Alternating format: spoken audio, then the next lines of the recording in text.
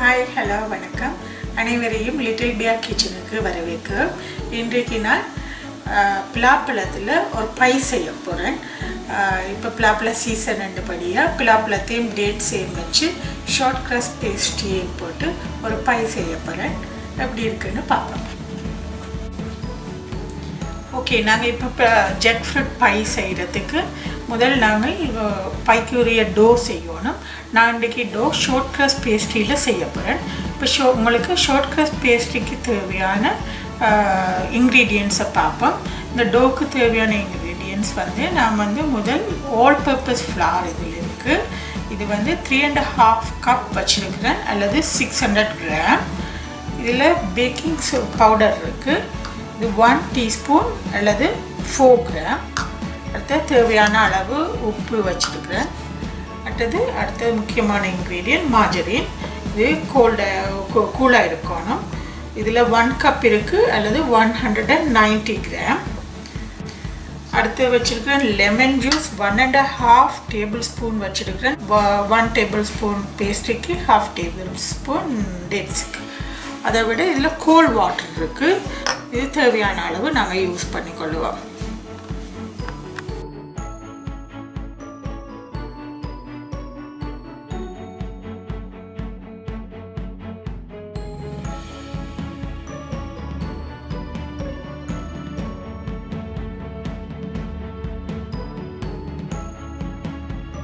இதில் all purpose ஃப்ளாரை நான் packing பவுடரை போட்டு அரைச்சி வச்சுருக்கிறேன். இதில் நான் மார்ஜரினை ஆட் பண்ண போகிறேன். மார்ஜரின் கூலாக இருக்குது.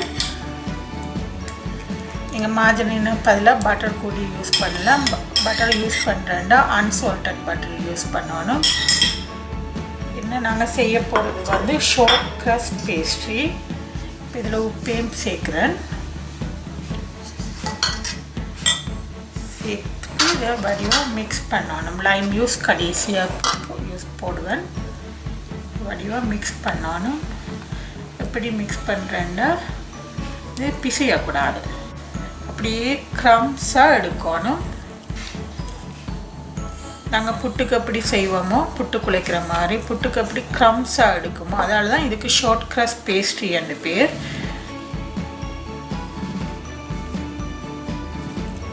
அப்படியே கையால் க்ரம்ஸாக பிசையக்கூடாது. அப்படியே உளுத்துறன்னு சொல்லுவோம் நாங்கள் தமிழில். உளுத்துறன்னு அப்படியே உளுத்தி க்ரம்ஸாக எடுக்கணும்.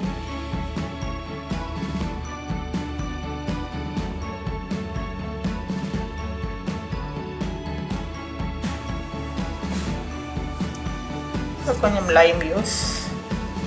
லைம் ஜூஸ் விடுறது அது ஷார்ட் க்ரஸ்ட் பேஸ்ட்ரியை கொஞ்சம் க்ரஸ்ட்டை கொஞ்சம் கூட்டுறதுக்காண்டி.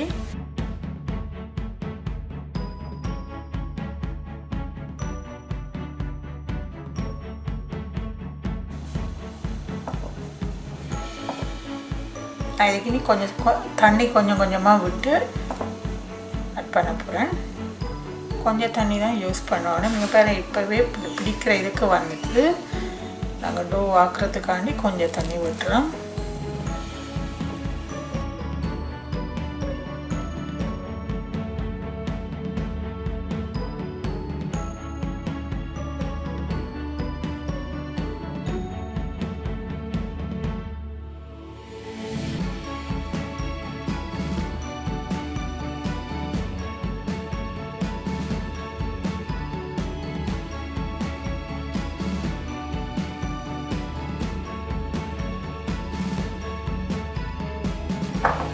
அப்படியே சேர்த்து டோ ஆக்க போகிறேன். டோ ஆக்கிட்டு ஃப்ரிட்ஜில் வைக்கணும். அட்லீஸ்ட் 2 hours வைக்கணும்.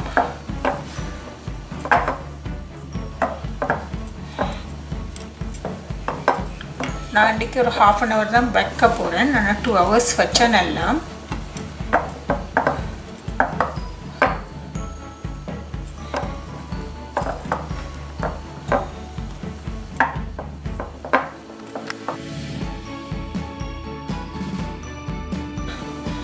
ரெண்டாக டிவைட் பண்ணுவோம். ஒன்று பேஸுக்கு, ஒன்று டாப்புக்கு.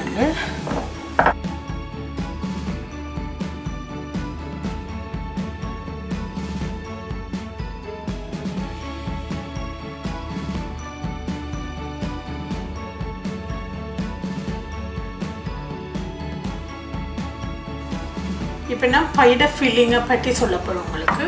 நான் ஃபில்லிங்குக்கு 2 ஃப்ரூட்ஸ் எடுத்துருக்கிறேன். ஒன்று ஜாக் ஃப்ரூட், மற்றது டேட்ஸ்.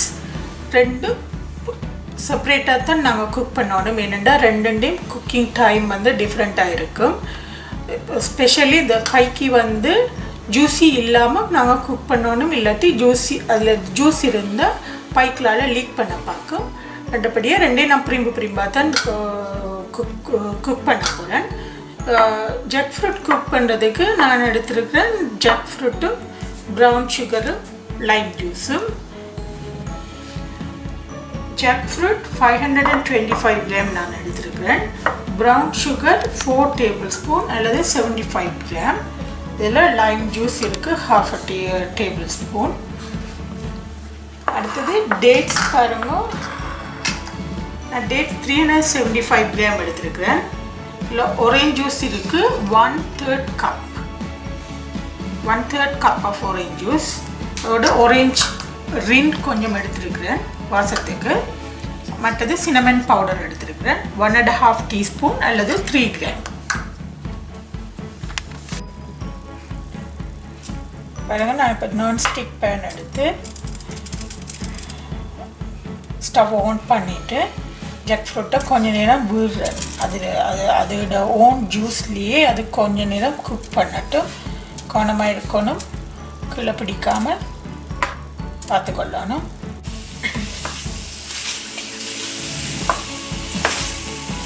இப்போ பாருங்க, ஜாக் ஃப்ரூட்டோட அதோட ஜூஸ் கொஞ்சம் நல்லா ட்ரை ஆகிட்டது. நான் ப்ரௌன் சுகரை போட போகிறேன்.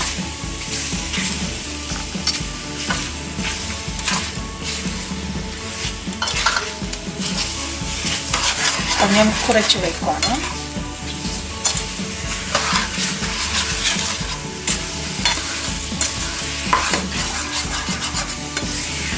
அடுப்பை நல்லா குறைச்சி வச்சுக்கணும். இது கிறிஸ்டல் ஆகாமல் இருக்கிறதுக்கு தான் நாங்கள் லைம் ஜூஸ் விடுறோம். சுகர் கிறிஸ்டல் ஆகாமல் இருக்கிறதுக்கு.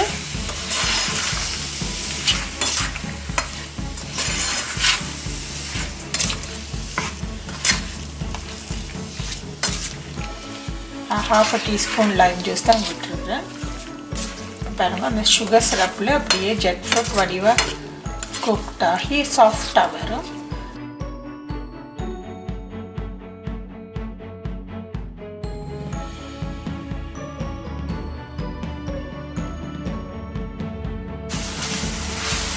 பாருங்கள், ஜாக் ஃப்ரூட் அந்த ஓன் ஜூஸ்லேயும் சுகர் சிரப்லேயும் நல்லா வெந்துட்டுது. இதோட நான் ஸ்டவ் ஆஃப் பண்ணுற போகிறேன். கொஞ்சம் மாய்ஸ்சராக இருக்குது, அது பிரச்சனை இல்லை. நாங்கள் அதை டேட்ஸுக்குள்ளே போடையில் சரியாக இருக்கும்.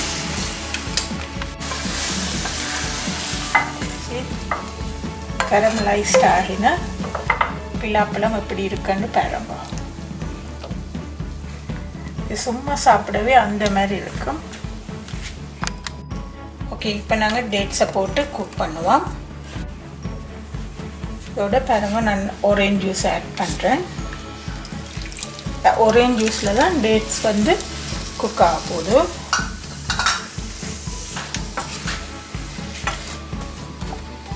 நான் குக் பண்ணுறதுக்கு காரணம் வந்து ஃப்ரூட்ஸ் எல்லாம் சாஃப்டாக இருக்கும் நம்ம பைக்குள்ளே. இந்த டேட்ஸும் ஆரஞ்ச் ஜூஸ்லேயும் காம்பினேஷன் வந்து நல்லா இருக்கும். வாசம் அப்படியே மூக்கத்து உழைக்குது பாருங்க. அப்படி அவ்வளோத்துக்கு நல்லா இருக்கும். பாருங்கள், ஆரஞ்ச் ஜூஸில் டேட்ஸ் குக் ஆகுது. கொஞ்சம் ஆரஞ்ச் ஜூஸ் இன்னும் கொஞ்சம் விட்டுருக்கலாம். நான் கொஞ்சம் தண்ணி ஆட் பண்ணுறேன். டேட்ஸ் இன்னும் கொஞ்சம் சாஃப்டாகும். நீங்கள் ஆரஞ்ச் ஜூஸையே விடலாம். இந்த பதம் சரியாக இருக்கும். ஸோ 1/3 கப் ஆஃப் ஆரஞ்ச் ஜூஸுக்கு பதிலாக நீங்கள் 1 கப் ஆஃப் ஆரஞ்ச் ஜூஸ் எடுத்திங்கன்னா சரியாக இருக்கும். இதில் நாங்கள் இந்த ஆரஞ்ச் ரிண்டையும்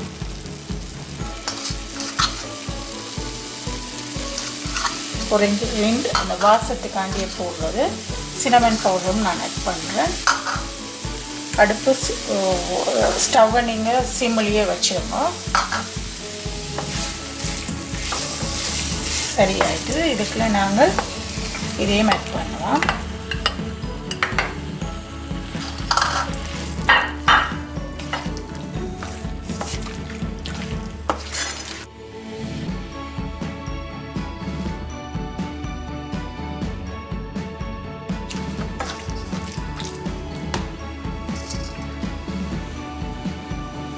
சின்னமன் பவுடர் ஆட் பண்ணுறேன்.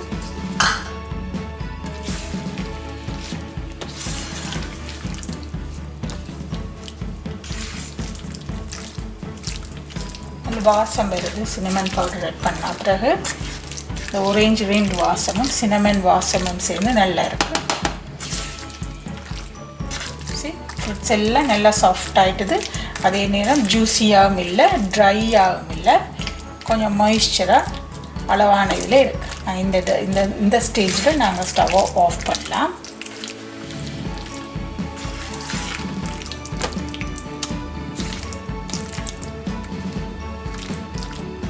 இப்போ எங்களோட ஃபில்லிங் ரெடி ஆகிட்டு. எங்களோட பைட ஃபில்லிங்கும் மாவும் இப்போ ரெடி ஆகிட்டுது.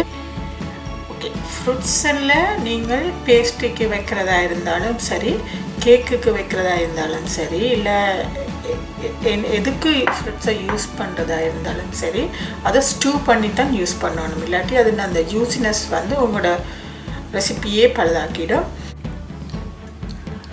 இது நான் பை செய்கிறதுக்கு ட்ரே ரெடி பண்ணியிருக்கிறேன். இது வந்து அவன் சேஃப் ட்ரே தான். நீங்கள் வேணுமென்னா ஃபாயில் ட்ரே கூட யூஸ் பண்ணலாம். இதில் நான் பட்டர் பண்ணக்கூடாது, க்ரீஸ் பண்ணக்கூடாது பை செய்யக்குள்ள. என்னென்னா டோ அது முக்கியம். டோ கீழே பதிஞ்சிடும். க்ரீஸ் பண்ணாமல் ஜஸ்ட் மா மட்டும் தூவி வச்சுருக்கிறேன். இந்த டோ எப்படி வந்திருக்கான்னு பாருங்க. Almost 1 hour ஆகிட்டுது.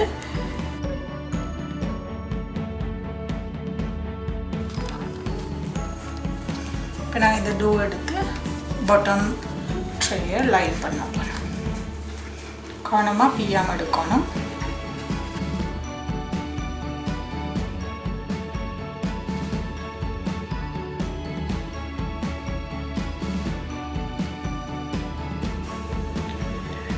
இப்போ பாருங்கள், நம்ம பாட்டம் ட்ரேயை லைன் பண்ணிட்டோம். இந்த ஃபோக்கால் கொஞ்சம் இப்படி குத்தி விட்டுட்டு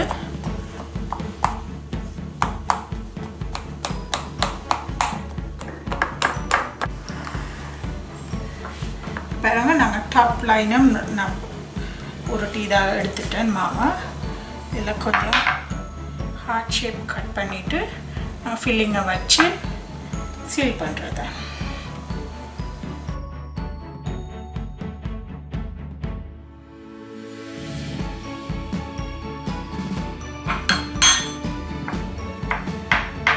ஓகே, எங்களுடைய டாப் டோம் ரெடி ஆகிடுது. நான் கொஞ்சம் ஹார்ட் ஷேப்ஸ் வெட்டி வச்சுருக்கேன்.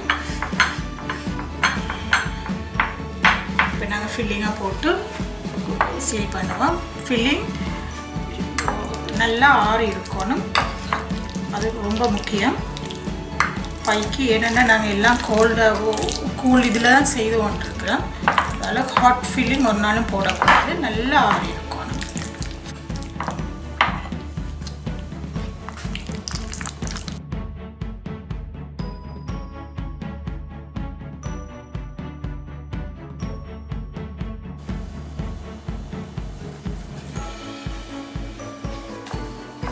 கவனமாக எடுக்கணும்.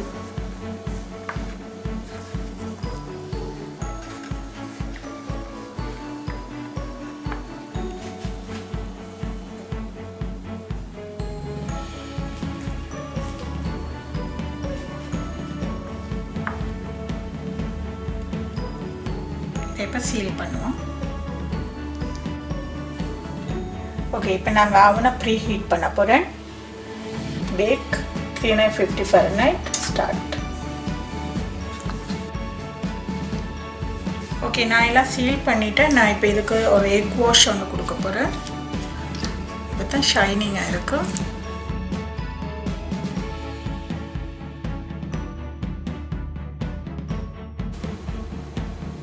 ஓகே, எங்களோட பை இப்போ ரெடி ஆகிட்டுது. நாங்கள் இதில் வைப்போம். அவனும் ப்ரீ ஹீட் ஆகிட்டுது.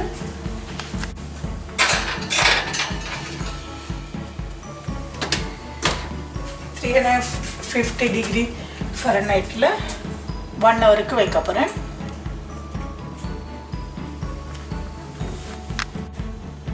பாருங்க, அதோட பை பேக் பண்ணி வந்துட்டு நல்ல கோல்டன் ப்ரௌனாக வரும் வரைக்கும் பேக் பண்ணணும்.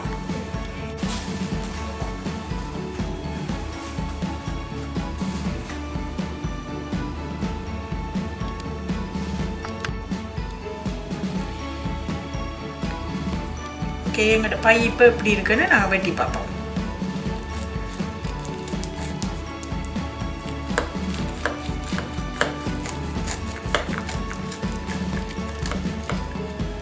Sounds good.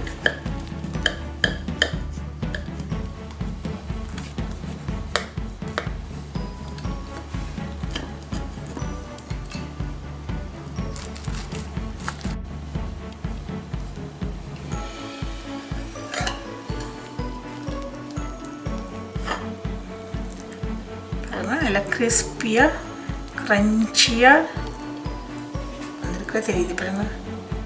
ஓ வாவ், see, delicious.